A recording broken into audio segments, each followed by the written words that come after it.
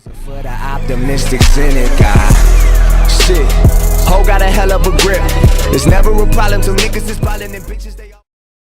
Hey guys, what's up? It's your boy J-Rob447 back at it again with another NCAA Football 14 UNCW Dynasty, and we're going up against the Georgia State.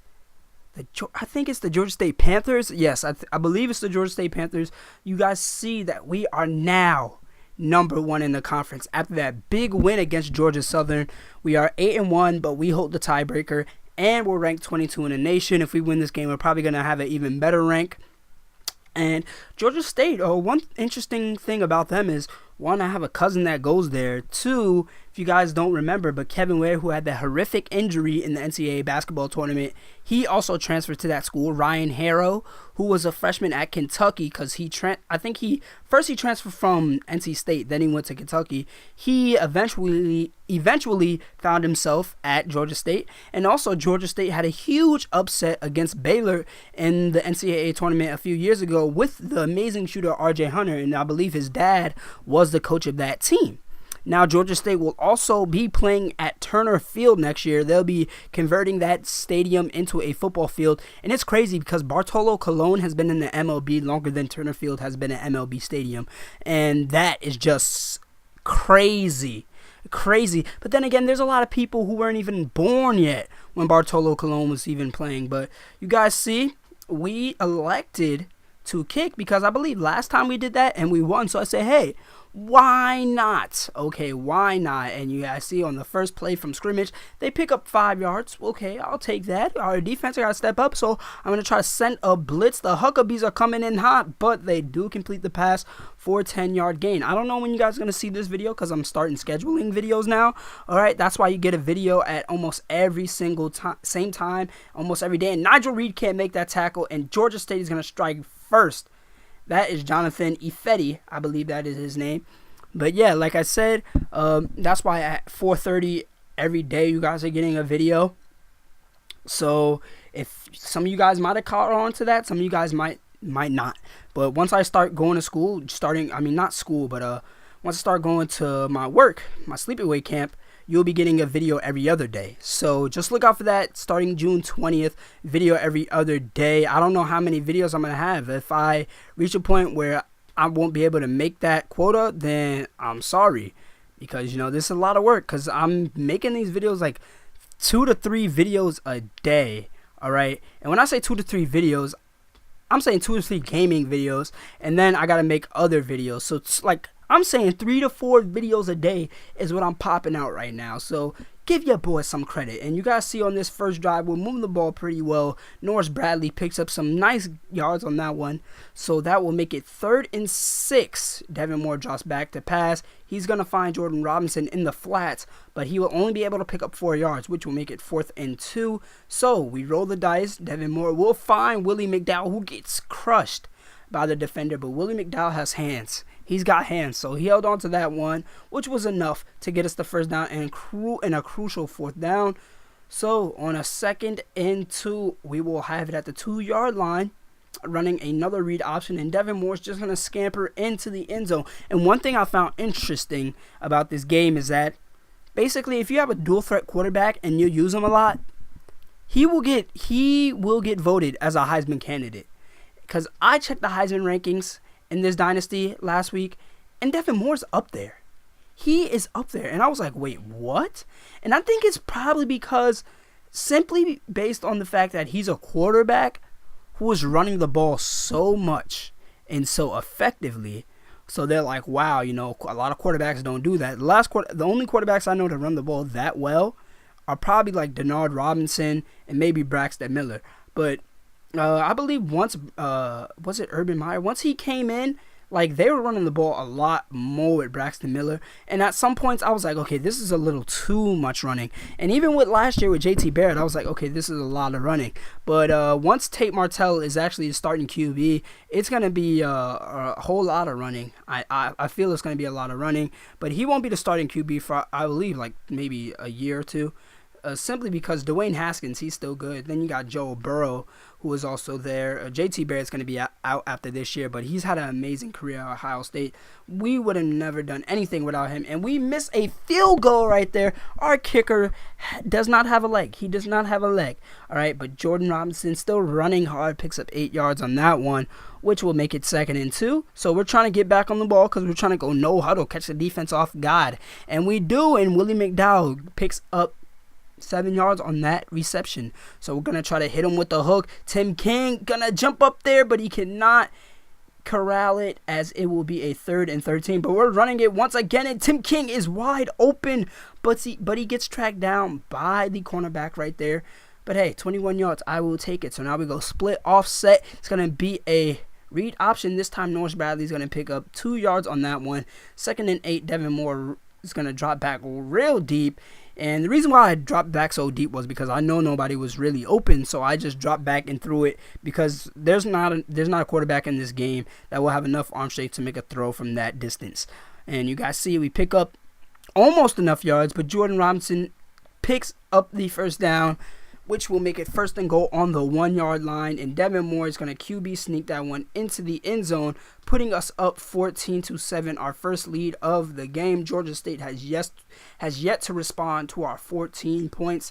So we've scored 14 unanswered points. So now Georgia State has the ball. You guys see their quarterback Scrape, I believe that's his last name. We'll drop back the pass, but Glenn Smith is tackled behind the line of scrimmage, and their punter sucks. I don't think they have a punter on this team.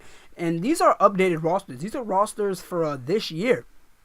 So if somebody was making these rosters, I think they might have left out Georgia State's punter, or maybe they, I don't want to believe that they don't have one, because that just doesn't even sound right.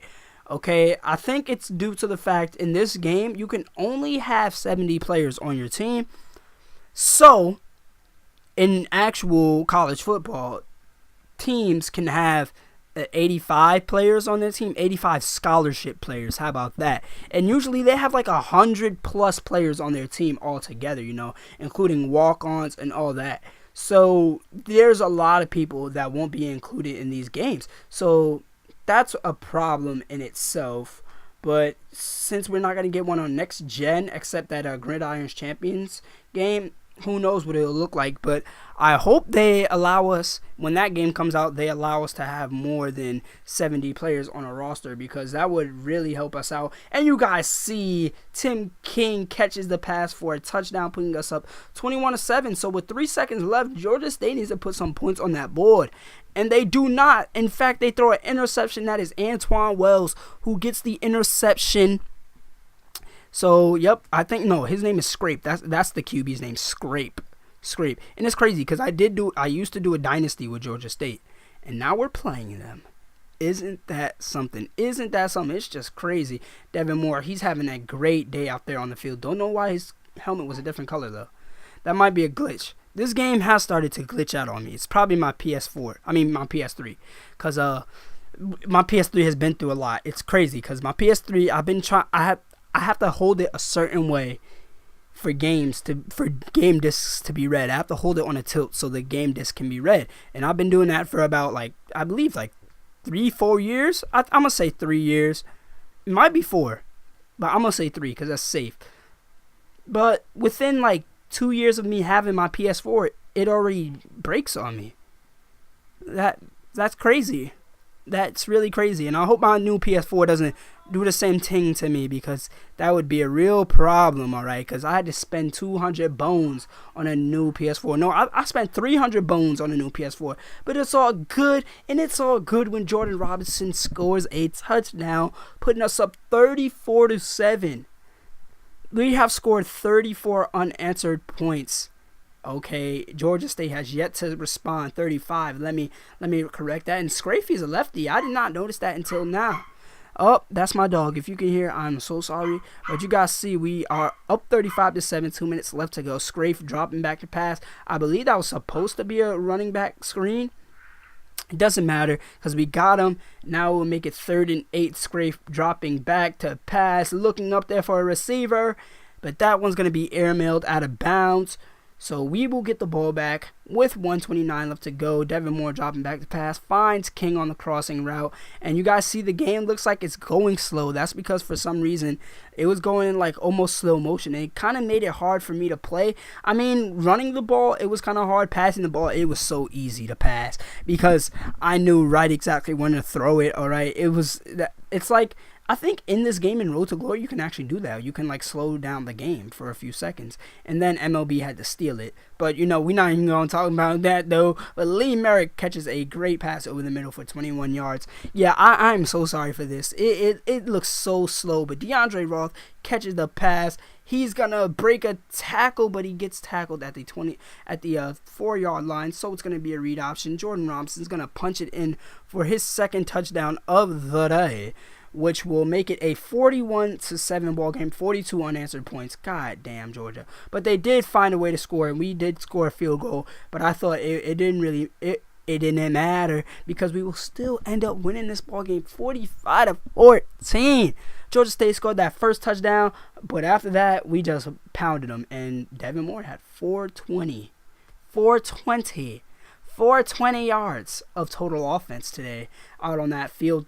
Did a great job throwing the ball. Let me just say that. 304 yards. Did a great job throwing the ball. And once I noticed that he was a Heisman candidate, I was like, well, it doesn't hurt to actually try. So now I'm really going to go in with Devin Moore for these last few games, okay? Because he's a Heisman candidate, okay? You guys see no intos on the day. Something we definitely needed.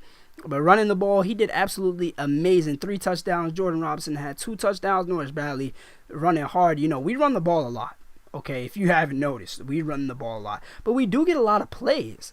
Okay, we run the ball a lot, but we get a lot of plays off. All right, even though we don't run that no huddle offense. Even if I wish I could have done a Dynasty with a no huddle offense just to see how it would go. But since I'm quitting gaming, I don't think I could try it out. But anyway, this has been another J-Rob video. Remember to like, comment, subscribe, and peace.